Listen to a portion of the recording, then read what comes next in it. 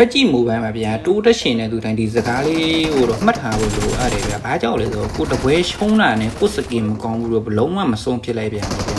ဘာကြောင့်ရှုံးသွားလဲဆိုတော့ပြန်စဉ်းစားကျွန်တော်တို့ရဲ့အိမ်လား movement လား position ကြောင့်လားဘာပဲရှုံးတာလဲဆိုတော့ကျွန်တော်တို့ပြန်ရရစဉ်းစားပြန်ကြည့်ကြည့်ကြအမှားကိုသိပြီးလို့ရှိရင်ပြန်လေးကြည့်နိုင်တဲ့ player ကတစ်နေ့ထက်တစ်နေ့ပို့ပြီးတော့တိုးတက်လာမှာဗျာဖက်ကြည့်မှာအရေးကြီးဆုံးကအမြဲနိုင်နေတာမဟုတ်ဗျာရှုံးတဲ့ပွဲတိုင်းကနေသင်ခန်းစာယူတတ်ဖို့ပဲဗျာကျွန်တော်ဆိုလဲအမြဲတမ်းကျွန်တော်ရှုံးတဲ့ပွဲကနေကျွန်တော်ဘာကြောင့်ရှုံးသွားလဲဆိုတော့ကျွန်တော်အမြဲတမ်းပြန်ကြည့်တယ်ဗျာကျွန်တော် position မှာတာလို့လဲကျွန်တော်တက်ပြက်တာလောလို့လားအမြဲတမ်းကျွန်တော်ပြန်ကြည့်တယ်ဗျာ enemy တီနဲ့ဗတဲ့ဆိုင်တဲ့ခါကြလို့ရှိရင် position ယူတတ်ဖို့လည်းလိုအပ်တယ်ဗျာပြီးလို့ရှိရင်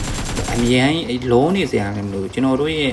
ကိုယ့်ရဲ့ခန်းပါဝါကိုယုံဖို့လည်းလိုအပ်တယ်ဗျာ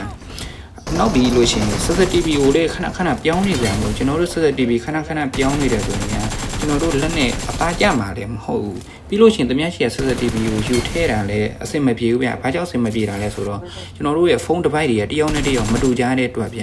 ကိုလက်နဲ့လိုက်မဲ့ CCTV တခုကိုကျွန်တော်တို့အသုံးပြုဖို့လိုအပ်ပါတယ်ဗျ